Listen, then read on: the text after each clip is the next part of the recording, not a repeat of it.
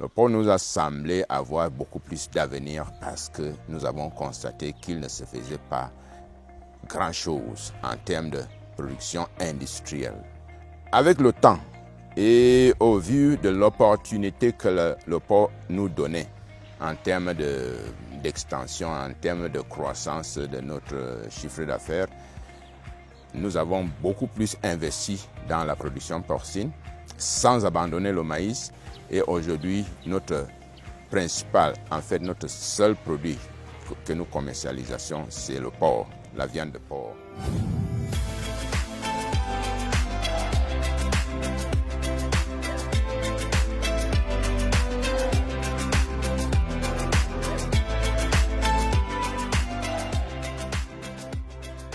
Bonjour, je suis Julius Manjo, CEO de la société West End Farms PLC, qui est une entreprise agricole. Notre activité principale, c'est la production et la commercialisation de la viande de porc. L'entreprise a plus de 40 ans d'âge.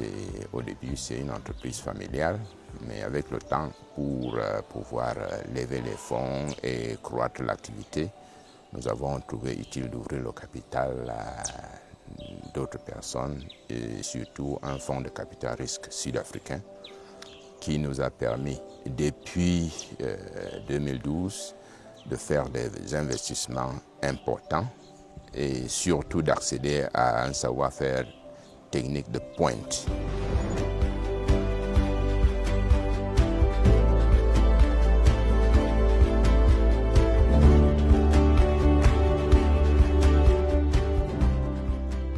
La production porcine ici à West End Farms est divisée en 3 sections. Il y a la ferme de reproduction, ce qu'on appelle en anglais sow farm. Il y a la ferme d'engraissement qu'on appelle grower farm et il y a l'usine d'aliments. Quelles sont les capacités de chacune de ces fermes? Bon, la ferme de reproduction aujourd'hui a 600 truies et donc un potentiel de 18 000 porcs charcutiers qu'on peut commercialiser par an. Et ce potentiel, d'ici le début de l'année prochaine, on va l'atteindre. Nous sommes à ce moment devant donc, la ferme de reproduction où nous produisons les porcelets. C'est là où se trouvent les 600 truies.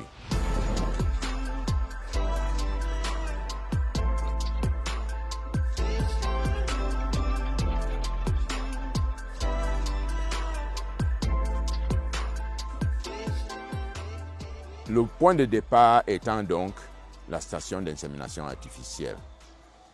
Pourquoi l'insémination artificielle? Lorsqu'on doit gérer 600 truies, vous imaginez ce que ça ferait de pouvoir traîner les verras sur 600 bêtes et les croiser naturellement. C'est impraticable. Et puis, le résultat même ne serait pas à la hauteur des attentes. Donc, l'insémination artificielle permet de cueillir, préparer la semence et stocker. Ça, c'est 1. 2. Auparavant, je vous ai parlé d'un cycle de 2 semaines. Donc, il faut synchroniser le cheptel de manière que le nombre de truies qu'on doit croiser tous les 2 semaines sera le même.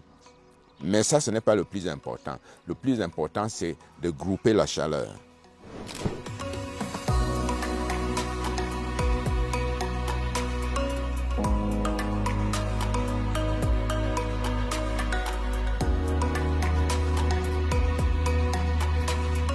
Nous sommes à l'une de nos 2 stations de pompage pour les besoins d'irrigation.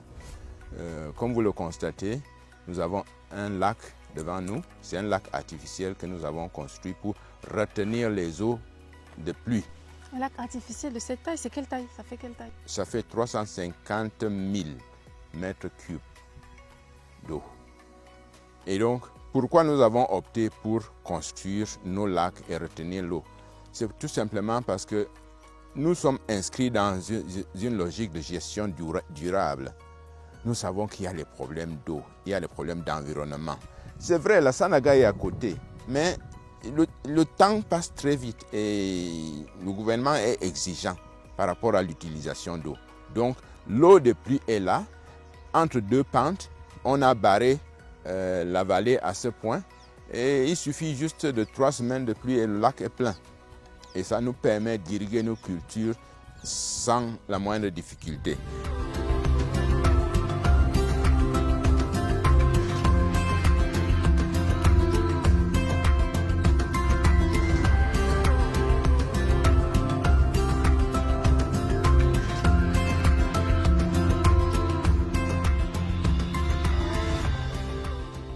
Fermeture prolongée pouvait mettre en jeu la vie de l'entreprise.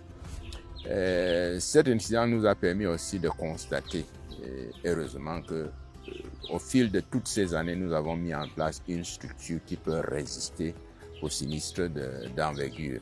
Et je pense que c'est aussi très important dans la vie d'une entreprise. D'où l'optimisme aujourd'hui. Avec la biosécurité renforcée, vous avez constaté qu'il y a 4 barrières importantes à traverser pour entrer dans la ferme.